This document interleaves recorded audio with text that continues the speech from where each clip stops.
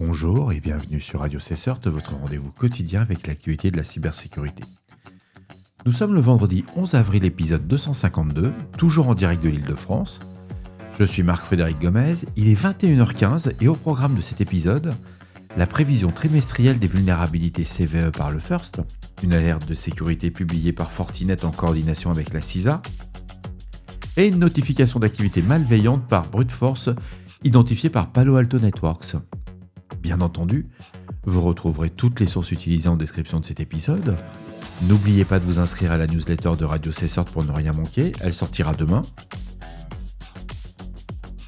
Le FIRST, le Forum of Incident Response and Security Teams, a publié ses prévisions pour le deuxième trimestre 2025 concernant les vulnérabilités de type CVE. Selon leur estimation, entre 41 000 et 50 000 vulnérabilités devraient être publiées sur l'ensemble de l'année 2025. Pour le deuxième trimestre, seul, le nombre attendu s'évalue à 8 748 nouvelles entrées au niveau des CVE. Cette prévision repose sur des modèles de régression linéaire et exponentielle appliqués aux données antérieures. L'objectif principal de cette initiative est de fournir un outil de planification stratégique pour les équipes de sécurité, facilitant ainsi l'organisation des processus de triage, d'analyse et de rémédiation. Le FIRST précise que ce rapport n'évalue pas la sévérité des vulnérabilités, mais se concentre uniquement sur leur volume anticipé.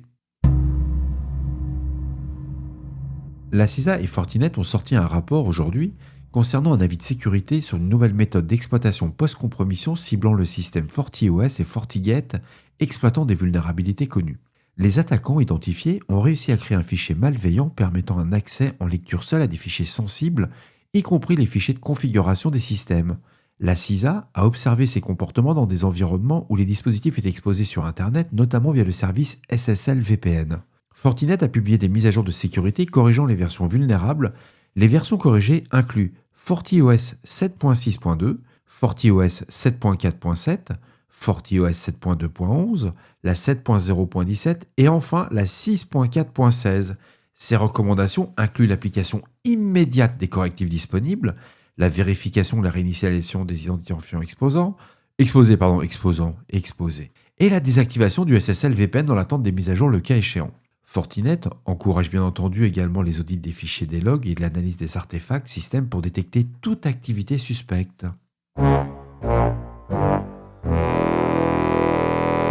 Palo Alto Networks a observé une campagne d'attaque par brute force ciblant les interfaces Global Protect sur son système d'accès VPN sécurisé. Ces activités ont été détectées à partir du 17 mars 2025. Plus de 24 000 adresses IP uniques ont été identifiées comme participants aux tentatives de connexion non autorisée. On en avait déjà parlé la semaine dernière. Et les principales origines géographiques de ces adresses incluent toujours les États-Unis, le Royaume-Uni, l'Irlande, la Russie et Singapour. Les adresses IP malveillantes ciblent principalement le port 443 via le protocole TCP.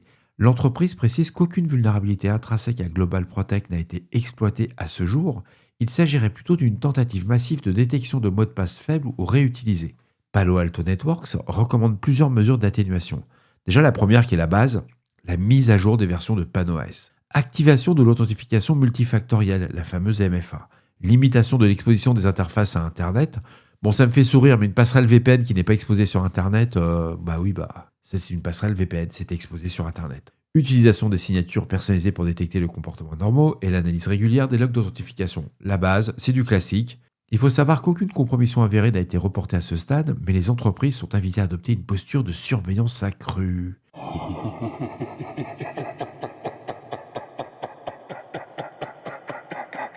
Alors aujourd'hui, dans ces trois news que nous avons mis en évidence, qui avaient des tendances de critères en matière de cybersécurité, on a une croissance continue du volume des vulnérabilités, une persistance de techniques d'exploitation sur des composants exposés et la nécessité d'une posture de sécurité pour renforcer sur les passerelles d'accès distant.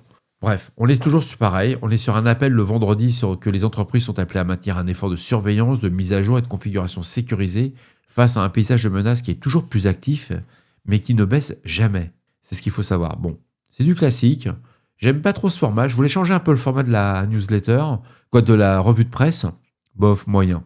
Je vais vous expliquer ça juste après. On va faire une petite pause technique qui va être... Voilà. Aujourd'hui, j'ai passé la journée à monter le studio vidéo. C'est une catastrophe. Entre les cartes graphiques qui n'ont pas assez de puissance pour faire de la résolution, le chien qui explose le fond vert, c'est une vraie sinécure. Il faisait très très beau. J'ai passé une super journée, mais il est 21h23 maintenant, et je me rends compte que ouais, j'ai cramé la journée, quoi. Puis j'ai pas le bon résultat. La seule chose dont je suis content, c'est que je vais être capable, entre guillemets, de presque tout installer. J'ai mis l'éclairage de base, le micro, etc. Tout ce qui est écran, le suivi des yeux. Il y a plein de petites choses qui se font quand on fait un peu de vidéo, mais c'est une vraie sinécure, quoi. Je pense que je vais me faire aider parce que là, j'y arrive pas. Ça devient compliqué. Vous inquiétez pas, on ne lâche rien. Demain, c'est samedi. J'ai prévu de faire encore quelques tests. J'espère que je pourrai faire le live. Je devais le faire aujourd'hui, mais là, c'était impossible, quoi. Le déménagement des différents bureaux a été une vraie sinécure. Je vous en parle pas plus. J'ai l'impression de me plaindre, alors que c'est pas du tout ça. Je me suis quand même éclaté. Il faisait super beau et j'ai pas bossé, quoi. Et voilà, cet épisode de Radio Cesseur du vendredi 11 avril touche à sa fin. J'espère qu'il vous apportera des informations claires et utiles. N'oubliez pas, si vous avez des retours ou des sujets que vous aimeriez voir traités, faites-le moi savoir. Laissez-moi un message sur le répondeur de Radio Cesseur, au 07 68 72 20 09, ou envoyez-moi un email à radiocesseur@gmail.com. Si vous voulez soutenir le passage de Radio Cesseur au format vidéo, la cagnotte est toujours ouverte sur Litchi, le lien est en description. Merci à tous ceux qui ont participé, ça m'a fait très plaisir. Un petit coucou à mes amis que j'ai rencontrés au Club Concordance hier. C'était très sympa, en particulier Pascal avec qui on a passé un très très bon moment.